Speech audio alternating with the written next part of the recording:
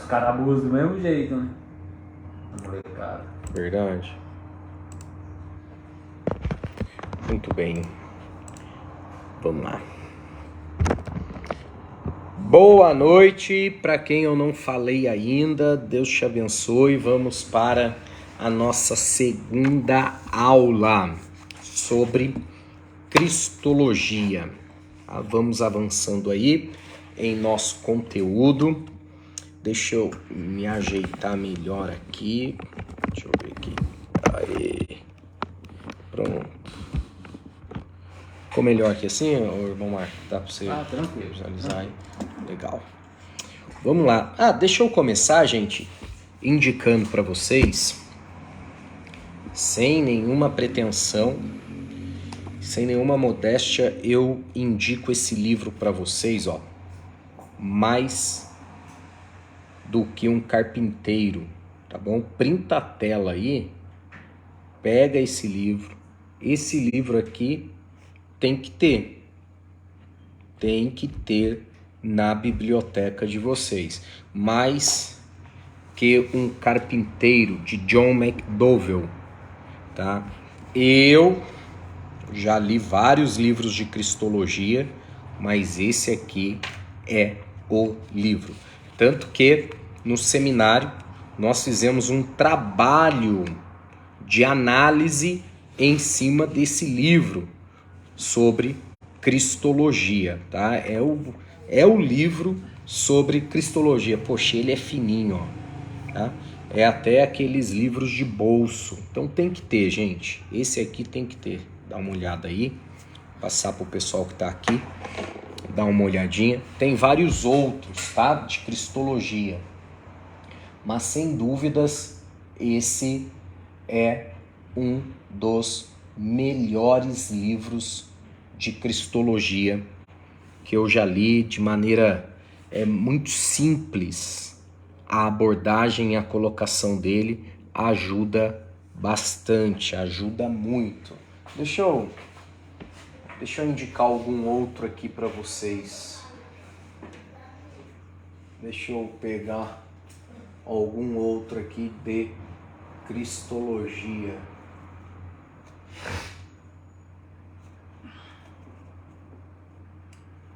Vou, no intervalo aqui, quando retornar, eu vou separar mais uns 2 ali e vou apresentar para vocês, tá bom?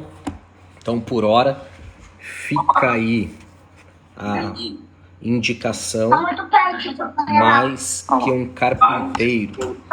Tem alguém com o áudio aberto? Vou pedir para fechar, por favor. Isso, obrigado. Maravilha, vamos lá então. Outro sim. Deixa eu já fazer isso agora. Vamos lá.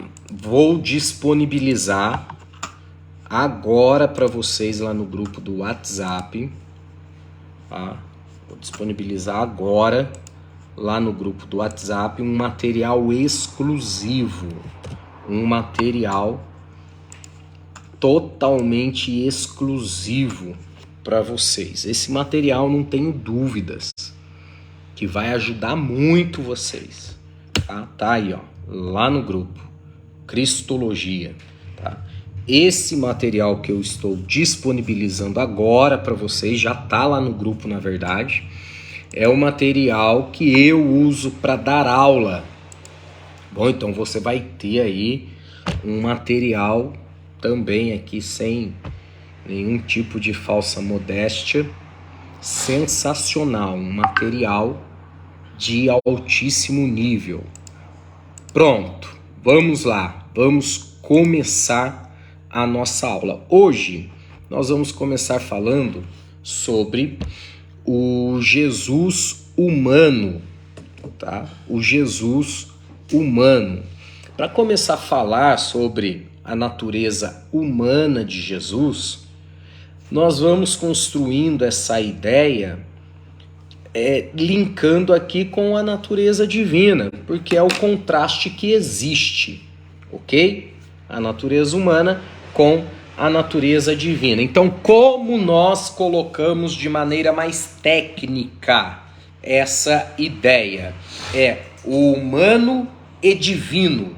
Ele é humano e divino, tá? É o paradoxo das duas naturezas de Cristo. Uma informação importante para iniciarmos aqui essa ideia.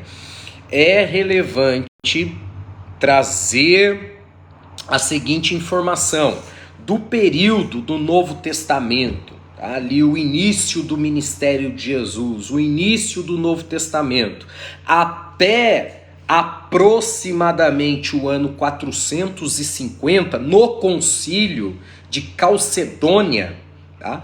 O consenso majoritário da teologia cristã é que Cristo foi plenamente humano e divino.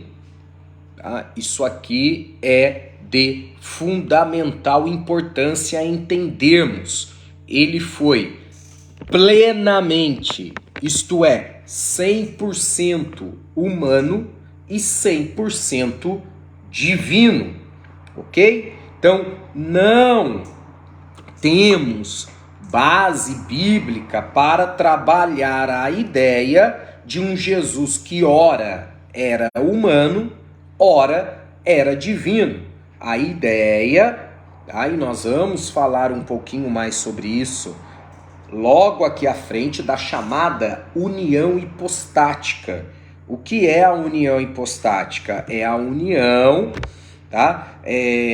Das duas naturezas na pessoa de Jesus, na pessoa do homem Jesus, tá? Mas isso aqui é um pouco mais para frente.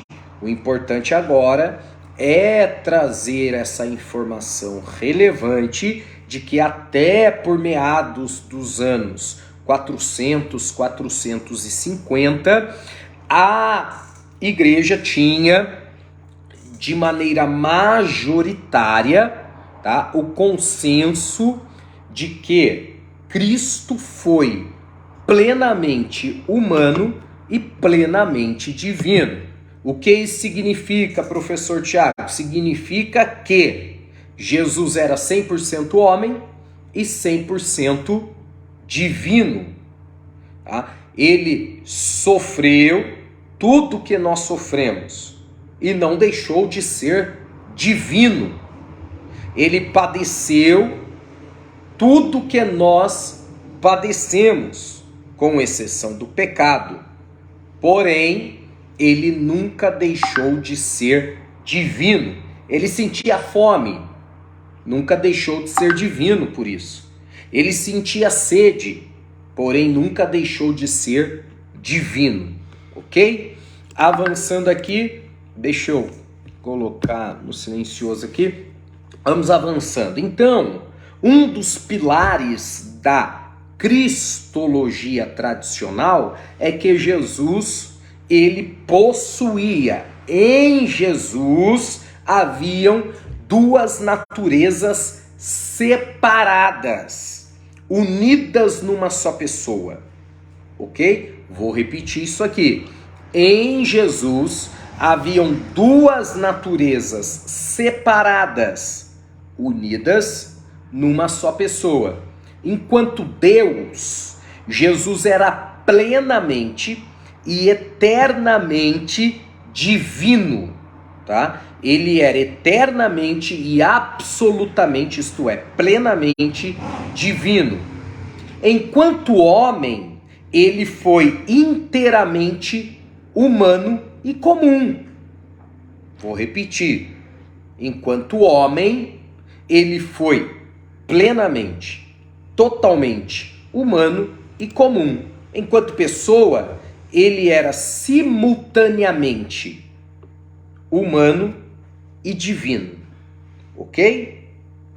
Vamos com calma, que essa parte, principalmente quando nós nos deparamos pela primeira vez, é muita informação. Então, por isso que eu estou indo paulatinamente, passo a passo, para a gente assimilar o conteúdo. Vamos avançando aqui. O nome técnico da junção das duas naturezas na pessoa de Jesus é a chamada união hipostática. Esse termo vem do grego, que significa substância ou essência. Por isso que Jesus disse assim: eu não vos deixarei órfão. Deixa eu pegar o texto aqui.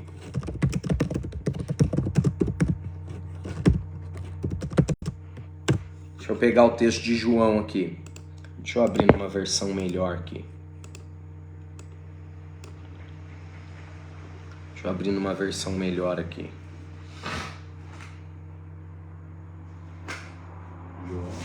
João capítulo 14. Deixa eu pegar na corrigida. Pode ser o 16 em diante, vê pra gente. João capítulo 14, do 16 em diante, por favor. Vê pra gente aí. Está na Almeida corrigida. Pode ser. Para eu ler? Sim, por favor. 16. Isso. E eu rogarei ao Pai, e ele vos dará outro Consolador, para que fique convosco para sempre. O Espírito da verdade, que o mundo não pode receber, porque não o vê, nem o conhece. Mas vós o conheceis, porque habita convosco e estará em vós. Pronto, tá bom até o 17. Porém, o texto-chave aqui, gente, é o 16. Tá? O texto-chave é o 16. Gabi, você quer falar alguma coisa, um comentário?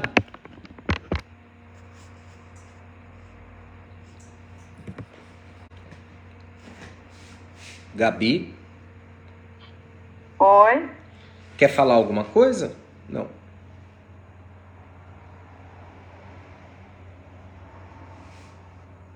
Não? É que tá com a mãozinha levantada, eu achei que você queria fazer algum comentário, mas tá bom. Vamos avançando aqui, ó. O texto não... Eu ouvi, Gabi, mas cortou. Quer tentar de novo abrir o áudio? Oi, tá ouvindo agora? Tô, perfeitamente, pode falar. Ah, tá bom. Ô, Thiago, eu não peguei o nome que você falou, o nome técnico das duas naturezas de Jesus. Ah, tá bom, vou passar para você. União hipostática. Ah, obrigada. De nada, imagina. União hipostática, tá bom? É a junção das duas naturezas. Então, nós estamos aqui dizendo o seguinte, que a ideia de união hipostática é um termo que vem do grego que significa substância, que significa essência. Portanto, vamos para o texto de João, capítulo 14 e versículo 16. Lê de novo, irmão Marcos, por favor, só o 16. Ah, vai abrir aí? Lê de novo para a gente e você acompanha aí que eu vou explicar o texto. E eu rogarei ao Pai, e ele vos dará outro Consolador, para que fique convosco para sempre. Isso, só o 16. A palavra-chave aí no versículo, para entender o versículo, Carlos, é a palavra outro. Por quê? Porque outro no grego é a palavra elos, que significa outro da mesma espécie, da mesma natureza, da mesma essência do Pai e do Filho. A quem o texto se refere no capítulo 14 de João, em versículo 16 que nós lemos? Ao Espírito Santo. Tá? Porém, o texto nos apresenta a composição da Trindade, né? A Santíssima Trindade, o Pai, o Filho e o Espírito Santo. todos apresentados no texto com a junção outro.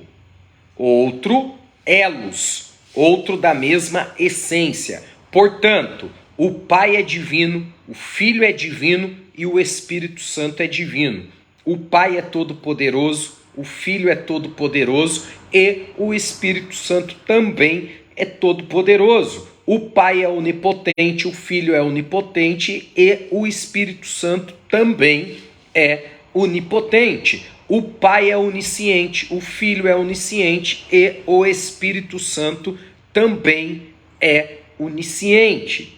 Ok? Essa é a ideia do texto. Então, união hipostática significa outro da mesma essência, da mesma natureza que nós acabamos de verificar no texto bíblico de João, capítulo 14, versículo 16. Tá? Essa colocação, essa expressão é usada na metafísica para apontar para algo em seu nível mais profundo, em seu nível mais elevado, além de quaisquer características ou atributo que ela possui. Portanto, prestem atenção. O Pai, que é a primeira pessoa da Trindade, o Filho, que nós estamos trabalhando aqui, que é a segunda pessoa da Trindade, e o Espírito Santo, que nós estamos nos deparando com ele no texto de João 14,16, é a terceira pessoa da Trindade. Porém, ambas são plenamente Deus, não deuses, Deus, em todos os seus aspectos e atributos. Portanto, não são três deuses. Jesus não é um outro Deus, distinto do Pai. Ele é Deus. Tá? Não são três deuses. É um único Deus que coexiste em três pessoas distintas. Porém, cada uma delas é plenamente Deus em todos os seus aspectos e atributos. Ok? Tranquilo até aqui? Tranquilo? Sem problema? Vamos avançando aqui então. Vamos avançando. As naturezas humana e divina não se confundem. Eu vou repetir isso aqui, tá? Que é fundamental entender. As naturezas humana e divina que habitavam no homem Jesus não se confundiam, tá? Elas não se misturavam, elas não mudam, mas existem integralmente na pessoa única de Jesus Cristo, tá? Porque nós colocamos de maneira bem categórica na pessoa única de Jesus Cristo. Porque ao longo da história da igreja se levantaram teóricos alegando que eram dois Jesus e não apenas um. Em um habitava a humanidade e em outro habitava a divindade. Tá? Então, não são dois. A natureza humana e divina habitava na pessoa única de Jesus. E elas não se confundiam, elas não se misturavam, elas não mudavam. Ok? É daí, inclusive, que vem a expressão personalidade, de persona. Ó, vamos lá que a aula tá rica hoje. A aula tá rica. É daí que vem a ideia de personalidade, de persona no grego. Tá? Jesus não tinha duas personalidades. Jesus não usava máscara. Ok? Qual a ideia de persona? A ideia de persona surge no ambiente greco-romano, na cultura grega. Como? Quando? Nesse período neotestamentário. Quando nos teatros gregos as mulheres foram barradas, não podiam entrar. E aí, o que eles começaram a fazer, Marcos? Começaram a fazer os bailes, a fantasia, os bailes com máscara. Porque daí entrava com aquela máscara, não sabia se era homem ou mulher. E aí surge o termo persona, que está muito ligado com caráter, que significa exatamente sem máscara. Então, quando nós dizemos que em Jesus não existia duas personalidades e sim duas naturezas, nós estamos afirmando que elas não se confundiam e que ele não usava máscaras. Isto é, ora ele era divino, outrora ele era humano. Não cabe isso na teologia bíblica cristã, principalmente dentro da cristologia, ok? Porque aí nós anulamos a plena divindade e também a plena humanidade. Professor Tiago, qual o perigo disso? Muito grande. Porque se eu anulo a humanidade de Jesus por algum momento, eu vou anular, por consequência, o sacrifício expiatório de Cristo na cruz.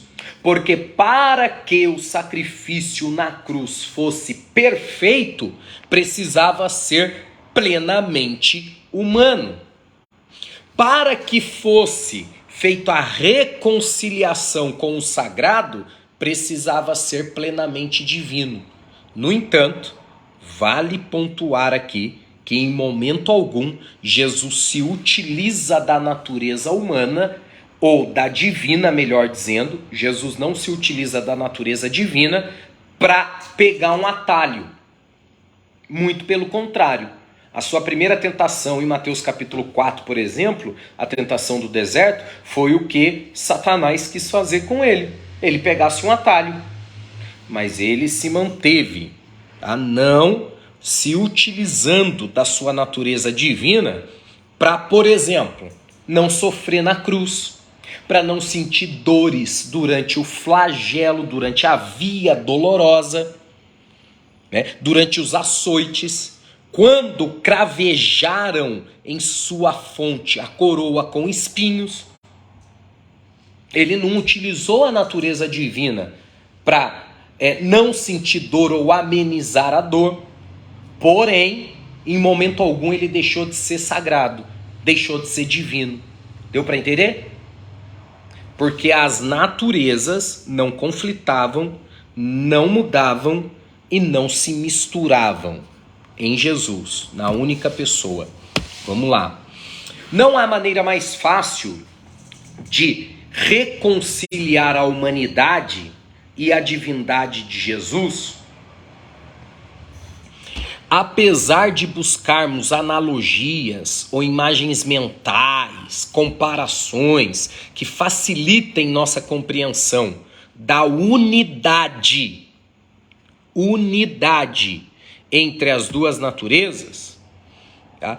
Tem o exemplo do ovo, tem outros exemplos. O que podemos fazer, porém, é aceitar a simultânea divindade e humanidade de Jesus, pois tanto sua humanidade quanto a sua divindade são expressadas no Novo Testamento, tá? Tanto a sua humanidade. Jesus dormiu ou não dormiu no barco? Enquanto os discípulos estavam nele, atravessando para o outro lado. Dormiu ou não dormiu? Dormiu. O que é isso? Humanidade. Mas ele também não acalmou o vento e o mar? O que é isso? Divindade. Jesus chorou ou não chorou? A perca do amigo. Chorou, mas como divino ele ressuscitou Lázaro. Deu para entender? Sim ou não? Deu? Então, as duas naturezas estão expressas no Novo Testamento. Tá? Aí nós temos um ponto importante que é a revelação de Deus em Cristo. Qual a revelação de Deus em Cristo? O Antigo Testamento demonstra isso de maneira abundante. Tá? O Antigo Testamento demonstra a infinita distância entre Deus e suas criaturas. O Deus, a divindade manifesta no Antigo Testamento, era essa divindade mais distante mesmo, né? Que era um Deus não acessível. Por quê? Ele não era tão acessível, porque no Antigo Testamento existiam os sacerdotes.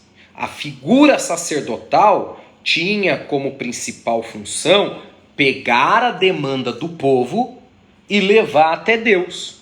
Então o povo não chegava diretamente a Deus. Exemplo, para o sacrifício, tinha que levar o sacrifício, mas quem fazia era o sacerdote. Diga. No caso do Velho Testamento, quem fazia isso é o Arão?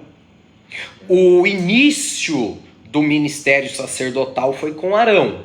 É por isso que o nome mais conhecido é Arão. E também o rótulo do ministério sacerdotal é chamado de sacerdócio araônico, porque nele se deu o início. Exatamente aí, tá bom? Naquele momento das escolhas, né, do cajado que florescesse, este seria o escolhido para ser o representante dos homens perante Deus.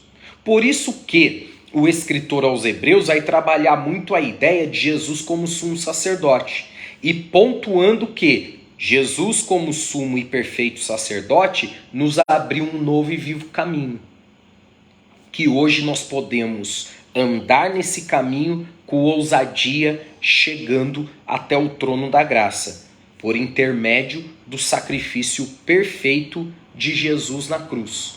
Deu para entender? Então vamos avançando aí. A ideia, portanto, de Deus no Antigo Testamento é essa ideia um pouco mais distante, né? Desse Deus mais carrasco, que matava mesmo e que exterminava e por aí vai, tá? O Antigo Testamento enfatiza a distância entre a humanidade e Deus. Então vamos lá.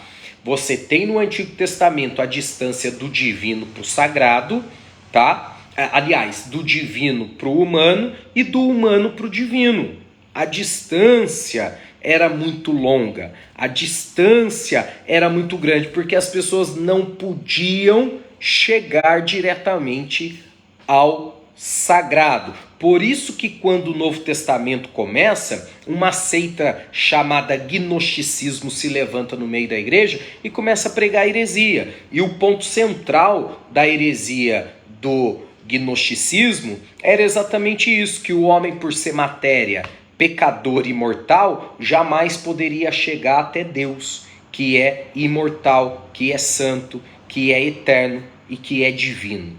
Tá? Aí João tem que combater essa heresia, inclusive combatendo, mostrando a divindade de Jesus, porque Jesus era o alvo principal. Eles diziam assim, Jesus não era Deus, mas ele era uma pessoa muito evoluída intelectualmente. Por isso, apesar de não ser divino, ele estava próximo do divino, porém nunca poderia ser divino, haja vista que ele era humano, de carne e osso. E aí João tem que provar. Ele começa o seu evangelho dizendo assim, no princípio era o Verbo, e o Verbo estava com Deus, e o Verbo era Deus. Tá? João está combatendo uma heresia contra a divindade de Jesus. Para o pessoal que está no Zoom aí, chegou no último minuto, eu vou finalizar aqui, vou mandar o link lá no grupo novamente, peço que vocês acessem, tá bom? Passou voando, hein? Não sei para vocês, mas para mim aqui passou voando esses primeiros 40 minutos. Vamos lá, vou finalizar aqui.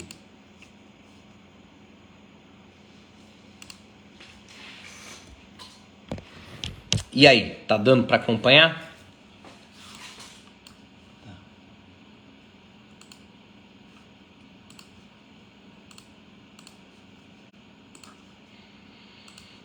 Deixa eu mandar no WhatsApp.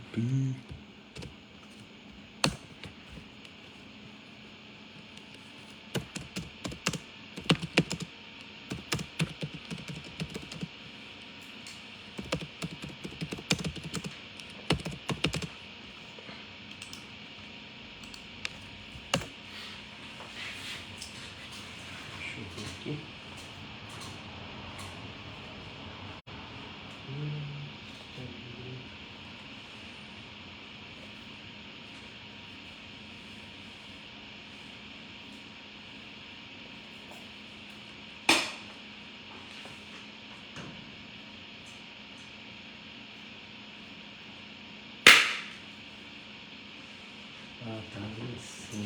Bom, depois eu pego. O que você enfatizou mesmo sobre a escritura de Hebreus com relação à diminuição da distância? Que Hebreus, o escritor de Hebreus, trabalha Jesus como sumo e perfeito sacerdote, o mediador entre Deus e os homens. E como sacerdote perfeito, ofereceu uma única vez o sacrifício. Porque o sacerdote do Antigo Testamento, ele todos os anos precisava sacrificar. Jesus sacrificou uma única vez porque o seu sacrifício foi perfeito. E aí inaugurou um novo e vivo caminho. Hebreus usa essa expressão, um novo e vivo caminho. Que hoje nós podemos andar com ousadia nele. Vamos lá, meu povo, vamos lá. Vamos voltando aqui. Deixa eu ajeitar aqui.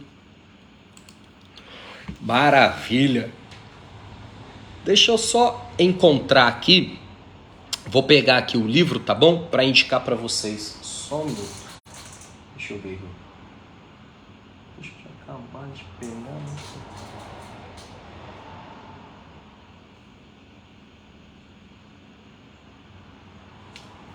Deixa eu achar aqui.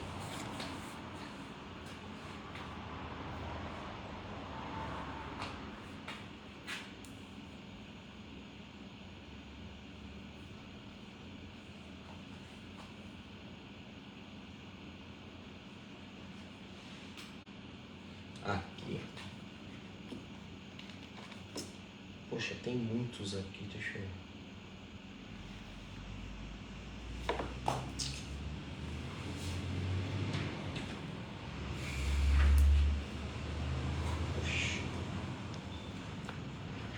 Esse que você mandou aqui para nós, esse aqui dá para imprimir? O quê? Dá. Gente, vamos lá. Eu ia pegar um ou outro, mas aí tem que ficar olhando ali. Eu vou mostrar para vocês aqui. Depois vocês podem ir lá no Facebook, tá? E ir tirando print. E escolher aí, naturalmente, quais vocês irão querer. Deixa eu mostrar para vocês alguns, tá? Ó, esse aqui é bom, da Editora Vida, tá? Esse aqui da Editora Vida é muito bom. Ó,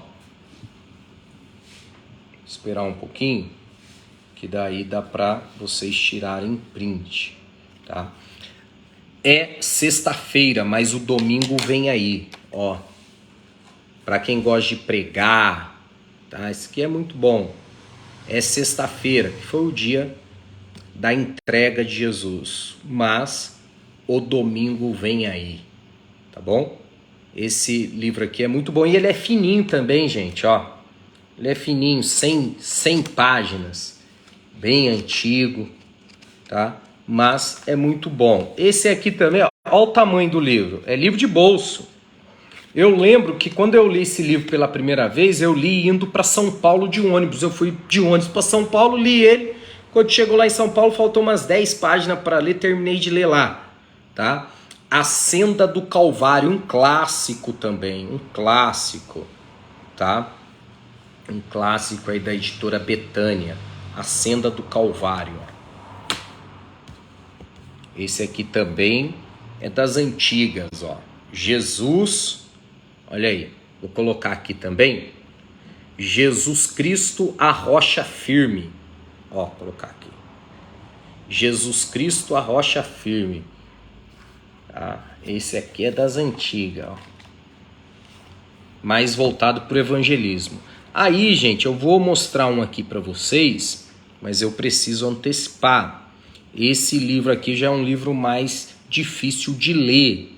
Então, você que quer adquirir esse que eu vou mostrar, tá?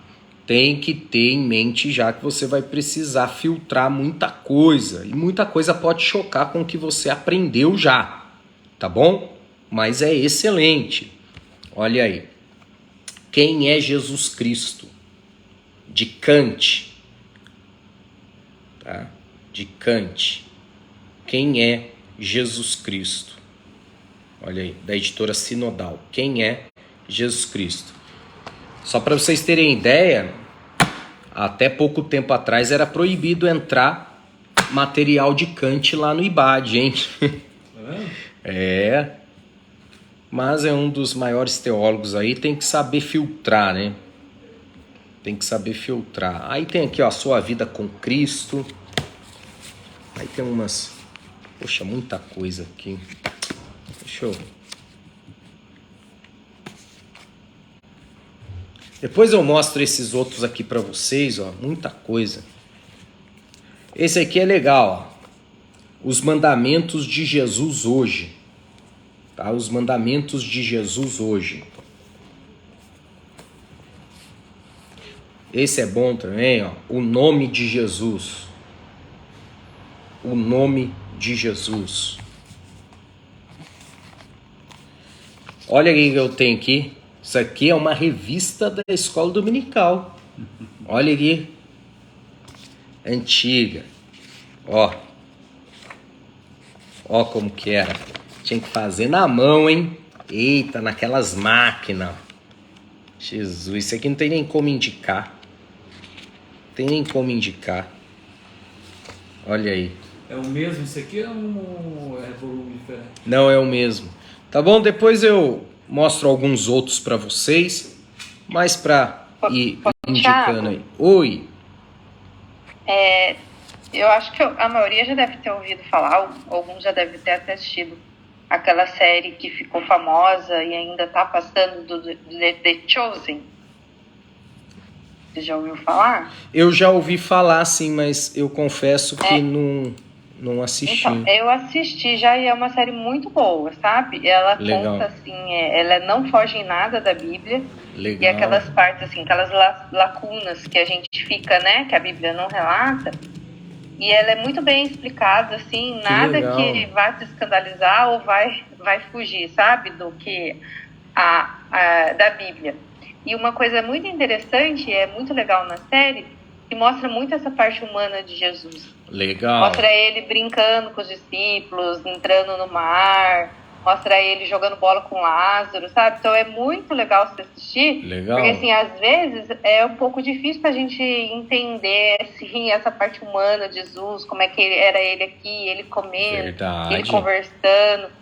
Então, assim, é uma série muito legal e eu indico também pra quem ainda não assistir e você ver, assim, tentar olhar esse lado humano de Jesus. Por um acaso é essa que eu mandei no chat ou não? Se não for, você pode... Isso, é essa mesmo. Essa mesmo? Tá. É. Aí fica aí então, ó, a indicação da Gabi. Eu vou colocar aqui para poder assistir também, que já algumas pessoas indicaram. Vou procurar assistir. Mandei. Vou mandar no grupo também. Calma aí. Vou mandar no grupo também. Ela tem na Netflix, tem um próprio aplicativo da série também, que você abaixa de graça e assiste. Poxa, que legal. Que legal. Vamos assistir sim, gente. Ó, dentro da matéria, tá bom? Vamos assistir sim. Obrigado, Gabi, pela indicação, tá? Então, vamos voltar aqui. Feitas as indicações, tá? Depois eu indico mais. Tem ali uma coleção só sobre Jesus. Aí na próxima aula eu indico. Tem muita coisa. Aos poucos eu vou indicando para vocês, tá bom? Cristologia é um assunto que precisa ter conteúdo aí para você poder ter base. Então vamos voltando aqui para a aula, tá?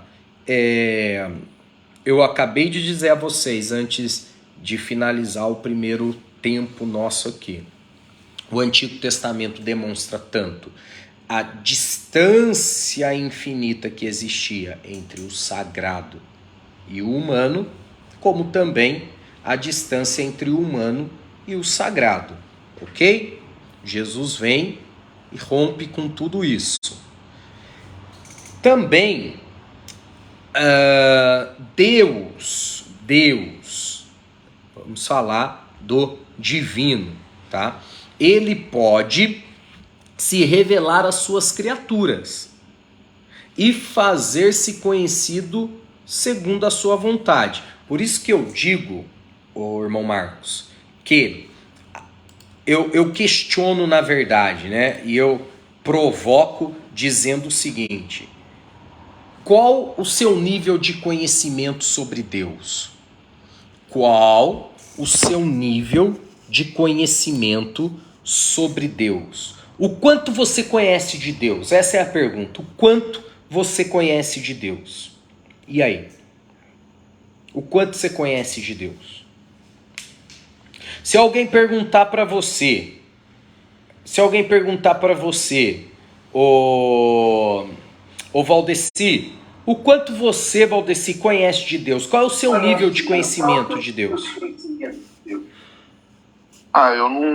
Eu diria aí sei lá, pastor, talvez uns 40%, 50%. Conheço pouco ainda, conheço muito pouco. Certo. E aí, Gustavo, se alguém te perguntar o quanto você conhece de Deus? E aí? Tem que abrir o áudio aí, tá? Eu estou estudando para aprender um pouco. E aí, Isaac, o quanto você conhece de Deus? Se alguém chegar em você e questionar, e aí, Isaac, o quanto você conhece de Deus? O quanto ele se revelou a mim. Isso, olha aí. Nós conhecemos na medida que ele se revelou a nós. Nem uma vírgula a mais, nem uma vírgula a menos. Então, se alguém me perguntasse, Tiago, o quanto você conhece de Deus? Sem hesitar, eu responderia o quanto ele decidiu se revelar a mim. Porque nós o conhecemos exatamente na medida que ele se revelou a nós. Deu para entender? Por isso que de maneira empírica, o que é isso? Experiências particulares e pessoais não estão no âmbito do questionamento. Eu posso questionar as ideias de Paulo. Eu posso questionar a teologia de Paulo. Posso ser assim, eu não concordo com isso, com aquilo outro. O que eu não posso fazer? Questionar as experiências que Paulo teve. Quando Paulo disse assim, eu o encontrei, tive um encontro com ele. Não tem como eu questionar. Por quê? Porque está no âmbito pessoal. Eu recebi revelações que aos homens não são lícito dizer. Ele se colocou de maneira indigna. Eu não sou digno de transmitir tais revelações. Eu não posso questionar. Por quê? Está no âmbito pessoal, no âmbito da revelação de Deus para ele. Deu para entender? Sim ou não? Vamos lá então. Então isso aqui é importante. Deus, Ele decidiu se revelar. Isso aqui é fundamental. Vamos avançando aí. Ó, Thiago, eu acho que assim, né? A gente como criatura, né? E ele como criador e ele sendo eterno, eu não posso dizer, eu acho, né? Realmente só o que ele revela, né? É só a revelação dele para mim. exatamente. Tem esse aspecto também, que é muito importante, principalmente quando nós estudamos teologia, nós estamos buscando muito a parte teórica das coisas, porém, no final das contas, se nós não nos tornarmos capazes de traduzir toda essa teoria em prática, não adiantou muita coisa. Tá? Então, caminhar com Deus dentro do melhor cenário é caminhar dentro da revelação que ele deu. Exemplo, vou dar um exemplo aqui. Exemplo aleatório que veio agora, inclusive, na minha cabeça, tá? Veio agora. Exemplo, tem um pastor muito conhecido, chamado Cláudio Duarte. Quem já ouviu falar no Cláudio Duarte aí? Já ouviu falar? Quem não ouviu falar, acho que é mais fácil. Quem nunca ouviu falar, abre o áudio aí. Quem nunca ouviu falar no pastor Cláudio Duarte? Cláudio Duarte tomou uma proporção gigante. Agora, ele mesmo já disse várias vezes que quando Deus começou a usar ele da maneira que as pessoas o conhecem hoje, ele, duas coisas, além de ser muito criticado, de ter sido muito criticado, né, ele mesmo duvidava, mas poxa, será que é Deus mesmo que está se revelando a mim dessa maneira, ou é coisa da minha cabeça, ou é loucura da minha cabeça? Por quê? Porque ele aparece, né, com uma linguagem mais acessível sobre um assunto do qual pouco se falava, que era de relacionamentos, de casamento e etc. Família. Tá? Então, a abordagem mais engraçada dele, você não via isso com frequência, com facilidade. Nós tínhamos um ou outro dentro de um cenário mais nacional que falava para a família. Nós tínhamos Josué Gonçalves. Canção nova, inclusive os dois. O Padre Zezinho, da canção nova aqui que você falou, né? Mas ele já faleceu. Né? Os dois eram amigos e tal. Sim. Eles tinham essa abordagem, não só para família. Léo, poxa, Padre Léo, exatamente. Amigos e essa forma engraçada de levar. Né, sim, que não era comum. Tá? Quantas vezes o Cláudio Duarte veio em Taubaté e mal ia gente nas igrejas? Várias vezes. O Thiago, ele ia direto aí na Wesleyana, do lado do Areão. Eu já fui ver ele ali aí, direto. Na Wesleyânia. Já foi várias vezes. Agora que ele se tornou tão conhecido e tal, se for, não tem lugar. Se o culto for às 7 da noite, você chegar às 5, já não tem mais lugar. Tá? Mas foi uma revelação de Deus para ele. E ele seguiu nessa revelação. Ele andou nessa revelação. Então é importante, tá, gente? Tudo que nós estamos aprendendo, nos tornarmos capazes de colocar isso em prática. Receber e entender que você está recebendo de Deus e colocar isso em prática de alguma maneira. E andar nessa revelação, tá? Vamos lá. Vamos avançando aí. Vamos falar agora de Jesus como o mediador. Jesus como o mediador. Vamos falar de Jesus como o mediador. Um mediador, tá, é um intermediário. O que é um mediador, aliás? Um mediador é um intermediário. Alguém que se posiciona entre duas pessoas ou dois grupos e faz a conexão entre elas. Isso é mediador, tá? Vamos avançando aqui. Eu vou repetir, tá? Eu adiantei um pouco o assunto, mas a gente volta nele aqui de novo. Quem eram os mediadores do Antigo Testamento, gente? Quem eram os mediadores do Antigo Testamento? Me ajudem aí. O que você falou sobre o sacerdote? Os sacerdotes. Sacerdotes, né? Isso. Os profetas também, né? Exatamente. Tá? Eram os mediadores. Qual a diferença entre o sacerdote para os profetas? Vamos lá. O sacerdote ouvia o povo e levava para Deus. Os profetas ouvia Deus e levava para o povo. Caminho inverso, tá? Mas eram os mediadores. Quando chamamos Jesus de nosso mediador, estamos declarando, afirmando que hoje e para sempre ele desempenha esse papel sacerdotal em nosso favor. Assim como os sacerdotes do Antigo Testamento eram os mediadores entre o homem e Deus, hoje Jesus assumiu esse lugar. Ok? Jesus assumiu esse lugar. E ele ocupa esse lugar como intercessor, inclusive.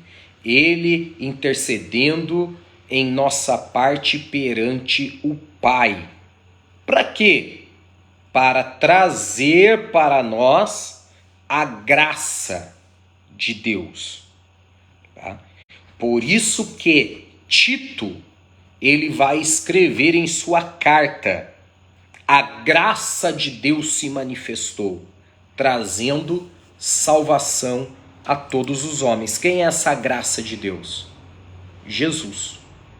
Deu para entender, sim ou não? Tem algum versículo do Tito? Tem, deixa eu pegar aqui. Vou pegar o texto de Tito aqui, gente, e vou passar para vocês aqui. Deixa eu pegar aqui.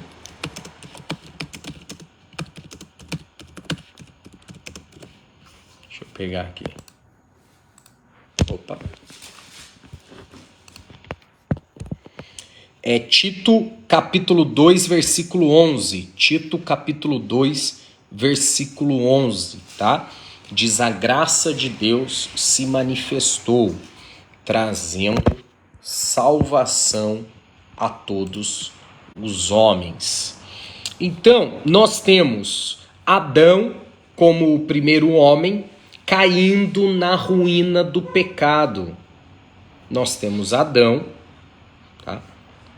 O primeiro Adão, como alguns gostam de chamar, tá? Caindo, perdendo a comunhão com Deus. E aí Jesus aparece para resgatar essa natureza caída, para formatar novamente a natureza de Deus no homem, através naturalmente da ação direta do Espírito Santo de Deus, tá? O ministério mediador de Cristo tem base bíblica, é bíblico, não é invenção. Vamos ler Colossenses capítulo 1, versículos do 19 ao 22. Então vamos ler aí Colossenses capítulo 1, versículos 19, 20, 21 e 22. Esses 4 versículos aí, tá bom? Quem achou pode ler. Quem achou pode ler pra gente. Colossenses 1. versículos do 19 ao 22.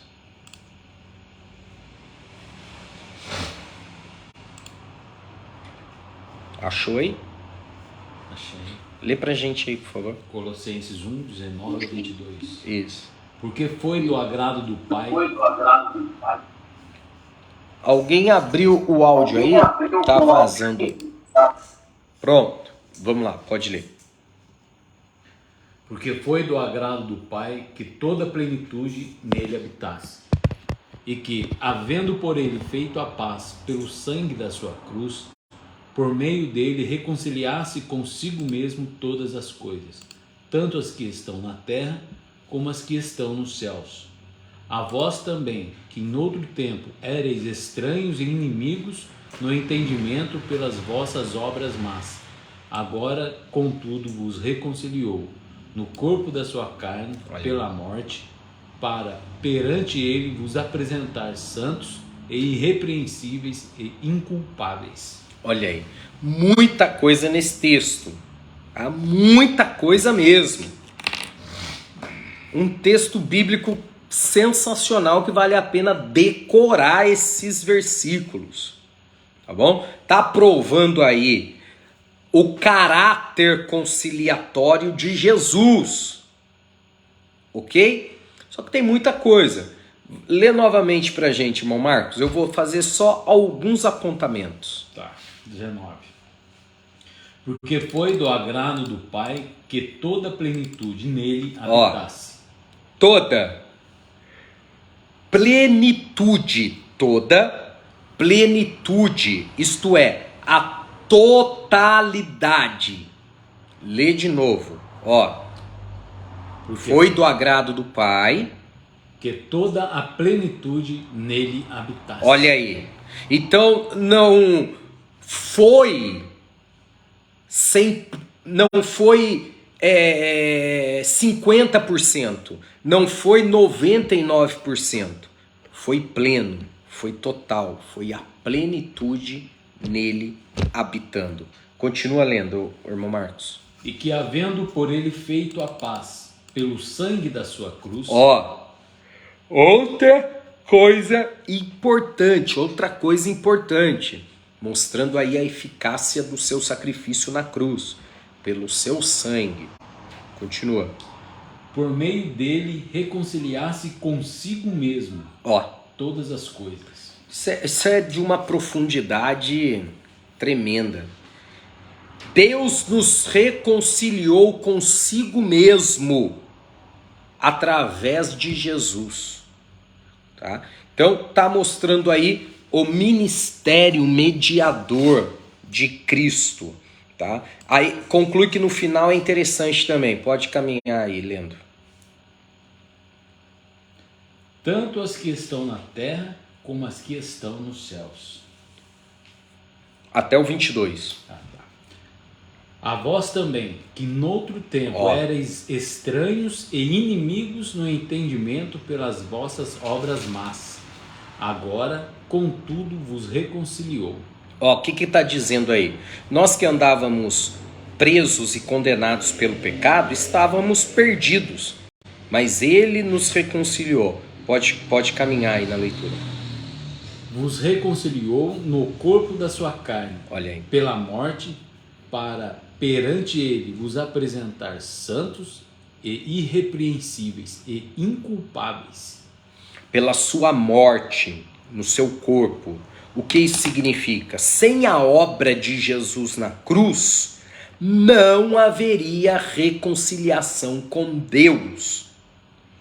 Não haveria reconciliação com Deus sem a obra de Jesus na cruz.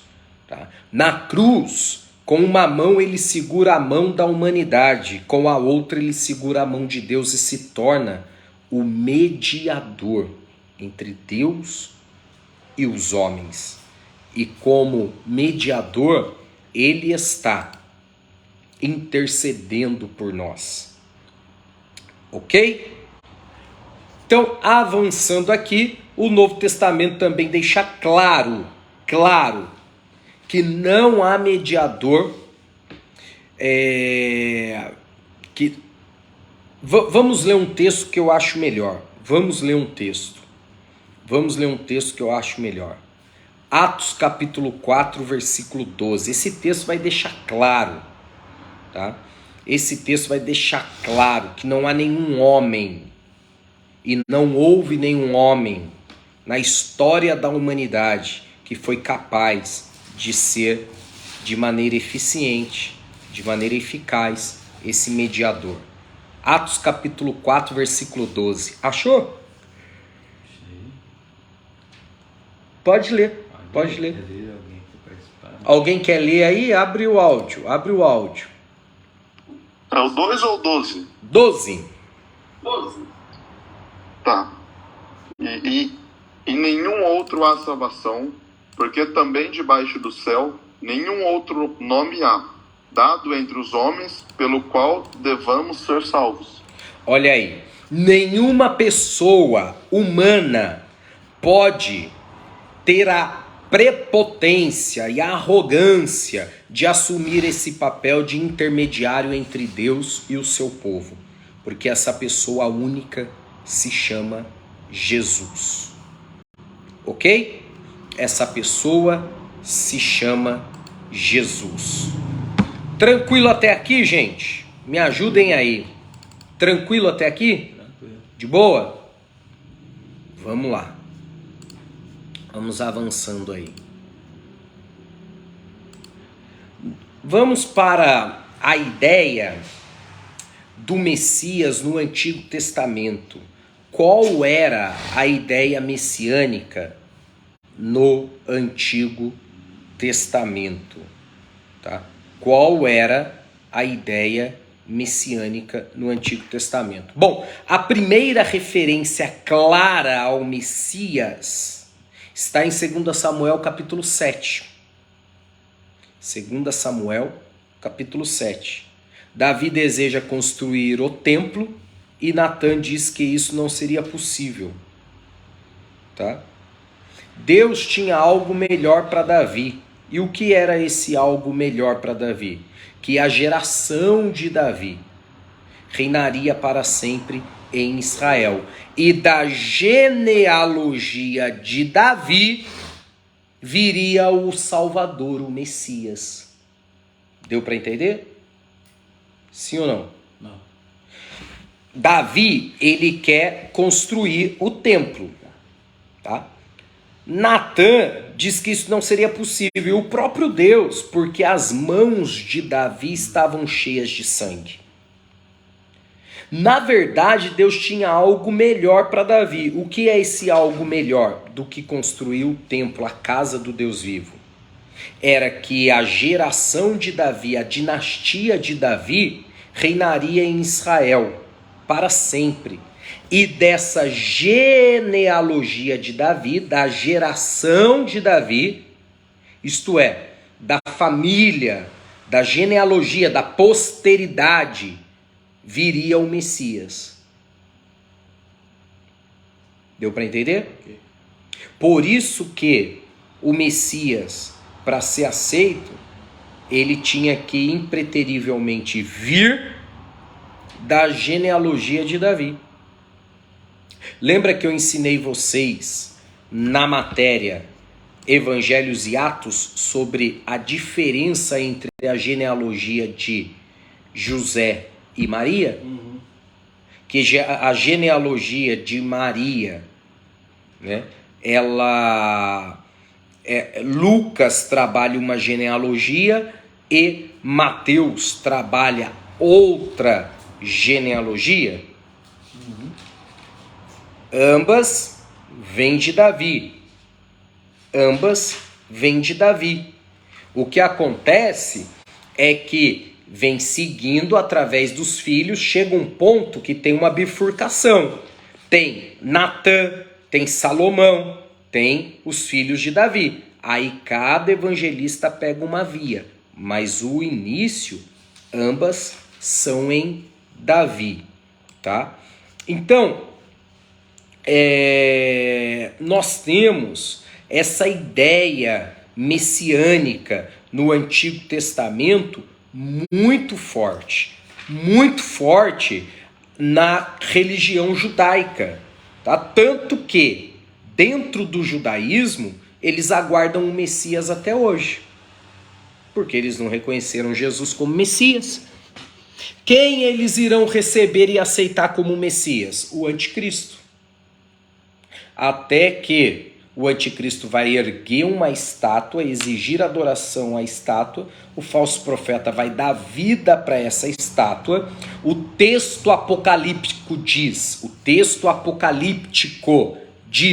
que o falso profeta vai dar vida a essa estátua, ela vai falar e cuspir fogo, causando espanto na humanidade, e vai se exigir adoração a essa estátua. Quando o anticristo fizer isso, Israel acorda, abre os olhos. Por quê? Porque desde lá de trás, do cativeiro babilônico, Israel não idolatra mais nada. E aí, quando o anticristo exigir adoração àquela estátua, eles vão entender que, na verdade, aquele que eles aceitaram como Cristo, na verdade, é o anticristo. Tá? Então, dentro da ideia judaica, a expectativa messiânica é muito forte.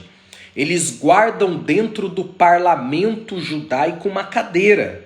No parlamento judaico existe a cadeira do profeta Elias, a cadeira de Moisés e a cadeira de Davi, que ninguém senta, porque ela é guardada para o Messias. Então, quando o Messias se revelar para eles, que será na verdade o anticristo, eles vão entregar essa cadeira para que ele possa assumir.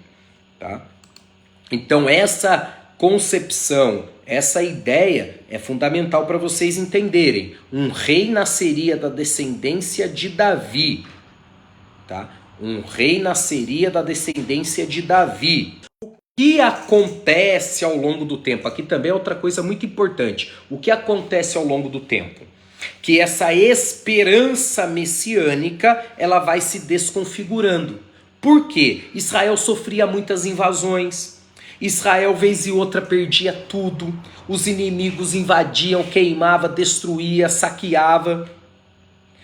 Foi gerando no coração da nação uma expectativa messiânica, tá? De um Messias que viria nos mesmos moldes de Davi, sanguinário, guerreiro.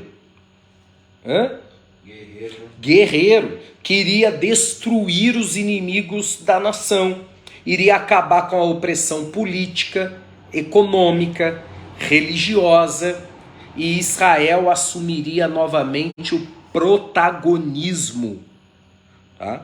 Acabando com Roma.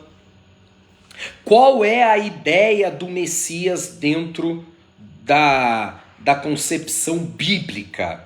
Tá? É o ungido. O ungido é a expressão hebraica Hamashia.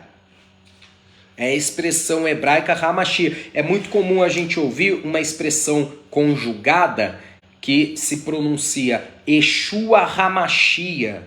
Tá? Yeshua Hamashia. A ideia é o ungido. Porque os reis de Israel eram ungidos com azeite a assumirem o poder real, gente. Por quê? Por quê? Por que os reis eram ungidos com azeite? Porque Deus disse para Samuel assim: Samuel, enche o teu vaso de azeite. Você vai na casa de Jessé, o belemita, porque lá dentre um dos filhos dele eu tenho escolhido um rei. Você vai ungir ele. E ungiu com o óleo, com azeite. Por quê? Porque a ideia é de que o rei era ungido, representante da nação, assim como o Messias que se revelaria a eles, tá? Então, essa expressão Hamashia vem do termo português Messias, tá? A tradução grega de ungido é Christos ou Christus. Então, o que significa Cristo? Ungido. Tá? O que significa Cristo? Ungido. Ok? Tranquilo? No Cristo significa ungido no hebraico? Grego. Isso. Christus. S-H-R-I. S-H-R-I. S-T-O-S. O O tem acento. Tá? Xistos ou Christus. Maravilha? Gente, nós estamos aí no último minuto, tá? Desse segundo tempo. Vamos finalizar aqui e voltar mais para uns 5 minutinhos aqui. A gente finaliza a nossa aula de hoje, tá bom? Entrou no último minuto aí, eu vou finalizar aqui. Vou mandar o link lá rapidinho, você já acesse novamente, por favor. Tiago, eu estava vendo um documentário sobre o Messias, né, dos judeus, que eles esperam até hoje, né? Tem um instituto lá em Jerusalém, que chama Instituto do Templo, que eles estão preparando todos os utensílios do templo para quando eles forem começar a construir o templo para a chegada do Messias. Ele aí mostra tudo, aquela menorá gigante de ouro. Os sacerdotes, eles fazem até teste de DNA para ver se é da linhagem mesmo de Arão. Um bagulho bem louco. Top, top. Os judeus americanos, eles já têm o templo pré-montado. Eles montam o templo todo em 24 horas, se eles quiserem. Já vi, se quiser.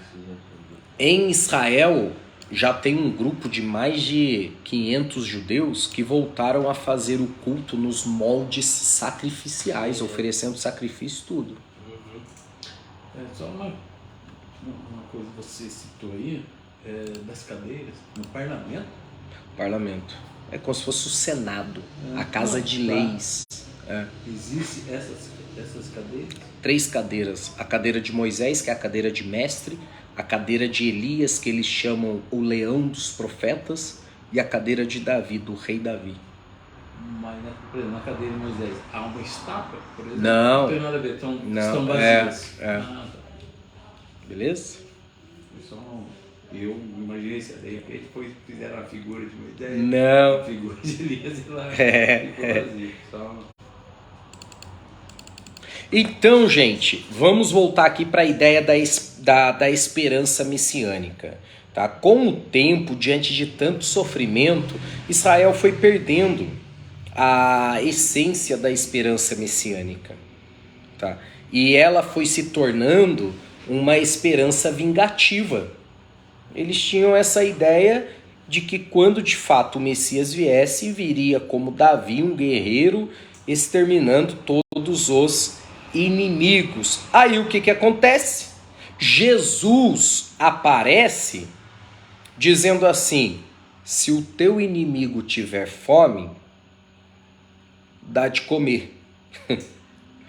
Se tiver sede, dá-lhe de beber. Porque fazendo isso, ajuntará brasas sobre a sua cabeça. Se te pedir para andar 1 milha, anda 2. Dá outro rosto. Se te ferir numa face, vira o outro lado. Aí os judeus veem isso. Não. Esse não. Não é esse o nosso Messias, não. Não é esse o nosso Messias, não. Por quê? Porque a esperança messiânica foi se desconfigurando ao longo do tempo. Tá? Então, há manifestações dessa esperança messiânica em toda a literatura profética do Antigo Testamento e até mesmo em textos do período veterotestamentário que não entraram no cânon, ou seja, existem livros e mais livros chamados dos apócrifos que falam sobre o Messias e a esperança messiânica, tá? Porém, eu repito, ao longo do tempo, a esperança messiânica foi se desconfigurando. Salmos fala muito sobre o Messias, né? Salmo vai apresentar o Messias como rei. Os salmos profetizam, gente, claramente coisas como o sofrimento que o Messias passaria, né? Quais os sofrimentos que o Messias passaria? Salmo 69 vai falar do sofrimento físico e mental. O Salmo 22 prenuncia cenas claras do Calvário. Tá? Se a gente for para os profetas, que eu já citei e acabei esquecendo, se você pegar Isaías capítulo 51, Lutero, depois eu mostro o livro para vocês, Lutero analisa esse texto de Isaías capítulo 51 e diz assim: Isaías, para escrever com tamanha riqueza de detalhes, só pode ter feito através de uma clara revelação de Deus. Aí Lutero vai dizer, é como que se Deus pegasse Isaías, que viveu 700 anos antes de Cristo, tirasse ele de lá de trás, 700 anos antes, levasse ele para o momento da crucificação e mostrasse para ele tudo que aconteceria. Tamanha riqueza de detalhes. Aí o Salmo 21 apresenta o rei, que é uma figura exaltada, glorificada e que merece ser honrado. Então veja, tá?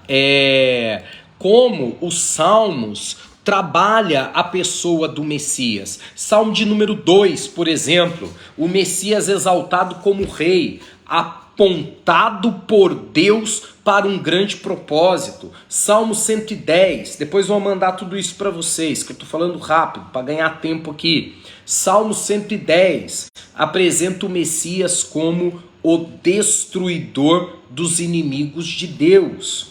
E por aí vai, tá? Isaías capítulo 9, gente. Isaías capítulo 9, o Messias é tratado com riquezas de detalhe também, né? Com uma clareza tremenda, né? Isaías capítulo 9, o Messias é tratado como uma luz que afasta as trevas, e por aí vai, tá? Isaías capítulo 11 também, a visão de Isaías de um mundo em que reinaria a paz entre todos os homens. E depois nós vamos entrar na cristologia, nos evangelhos sinópticos. Sinóticos, melhor dizendo, sinóticos. Tá. Só que eu vou deixar isso para a gente começar falando na próxima aula. Tá? A cristologia nos evangelhos sinóticos. O que são os evangelhos sinóticos? O que é isso? Quem lembra? Os evangelhos sinóticos. Quem lembra? Ninguém lembra? Lembra, irmão Marcos? Oi? Alguém falou aí? Mateus, Marcos e Lucas. Isso, muito bem. Mateus, Marcos e Lucas. Por que Mateus, Marcos e Lucas são os evangelhos sinóticos? Um repete o outro, né, pastor? Isso, porque o que você encontra em Mateus, algumas coisas que você encontra em Mateus, você encontra em Marcos e também encontra em Lucas, tá bom? A mesma passagem, a mesma narrativa, com as peculiaridades de cada evangelista. Tá bom, gente? Deus abençoe. Importante, tava esquecendo já. Na semana passada eu iniciei falando disso, hoje eu esqueci. Iniciei falando do livro aí, esqueci. Infelizmente, nessa matéria, houve todo esse contratempo com o livro, tá? Eu tô em cima. A previsão era para dia 15, não chegou dia 15, e agora eles prorrogaram essa data para o dia 31. Infelizmente, eu estou nessa situação, eu não quero mudar a matéria, porque tem outras matérias que tem livro disponível lá.